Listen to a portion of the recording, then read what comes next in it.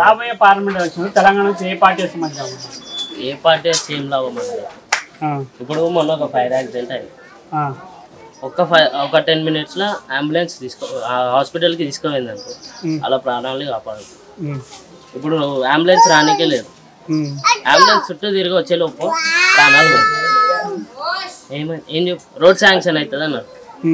ఓ road sanction అవుతుంది అన్నారు, ఇంకా రోడ్ శాంక్షన్ కాదు. ఒకసారి వెనకాల రోడ్లు చూడు.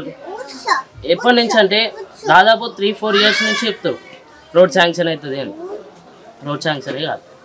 ఇక ఏ పార్టీ వచ్చి ఏం లాభం చెప్పాలి? అంటే ఇక్కడ అధికారంలో ఉన్న వాళ్ళు మీకు ఏం చేయట్లేదు? ఎవరు ఏం చేయట్లేరు. వస్తారన్న ఆ గల్లీకి కూడా ఎవరు.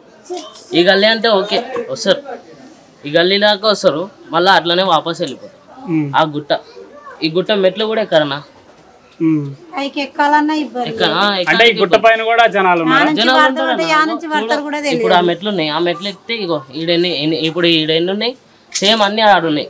అన్ని ఇల్లులు అన్ని వెనకాల ఉన్నాయి. ఇప్పుడు పెద్దోళ్ళు ఉంటారు, ఆ మెట్లు ఎక్కడానికి వస్తారు, జారి పడతారు. ఓకే ఇప్పుడు అంబులెన్స్ రానికి కూడా జాగలేదు. ఇక ఏం చేయాలి ఇప్పుడు? అంటే ఇక్కడ మీ ఎమ్మెల్యేని వాళ్ళని అడగడానికి వెళ్ళారు ఎప్పుడు? ఏడన్నా రానిస్తారా ఎమ్మెల్యే? అంటే ఓట్లు వస్తారు కదా మీకు. బస్సీ లీడర్ అవనా ఇప్పుడు వస్తారు, వచ్చేదాకానే ఆ బస్సీ లీడర్ నడు అని చెప్పేసి వెనకకి తీసుకొని వెళ్ళిపోతారు. బస్తీ లీడర్ మరి అట్లా చేస్తే మీ పరిస్థితి, మీ సమస్యలు ఎప్పుడు చెప్పాలన్నా?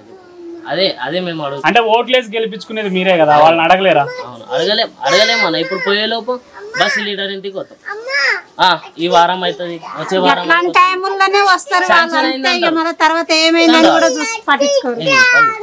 అంటే ఎన్నిసార్లు ఇలా శాంక్షన్ అయిందని చెప్పేసి దాదాపు 4 సంవత్సరాల నుంచి అడుగుతారు అన్న.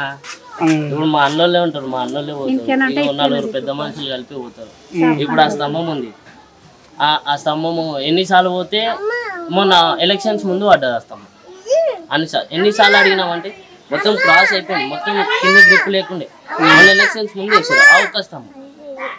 ఇప్పుడు అది ఉంది, ఆ వానాకాలం వస్తే ఆ కరెంట్ షాక్ కొడుతుంది, పిల్లలు ఉంటారు పట్టుకుంటారు, షాక్ కొడుతుంది. ఎన్నిసార్లు కంప్లైంట్ ఉంటే ఏం లేదు, అది ఒక్కటి పడిపోతుంది అని గట్టిగా కూర్చుంటే అది ఒక్కటే. అంటే ఏదన్నా సమస్య ఉంది అని కూర్చోవాలి, గట్టిగా కూర్చోవాలి. ఇంకా మనం ఇడవకుండా ఉంటే అవుతుంది అది. ఇప్పుడు ఆడనే కూర్చుంటే ఇప్పుడు పనులలో పోతారు, ఎప్పుడు ఖాళీ ఉంటుంది. పోయిన రోజేమో ఈ వారం అయిపోతుంది, వచ్చే వారం అయిపోతుంది అంటారు. అంటే మీ సమస్యలు చెప్పుకోవడానికి ఎవరు లేరంటారు? లేరు, లీడర్లు ఉన్నా కానీ ఏం ప్రయోజనం లేదు.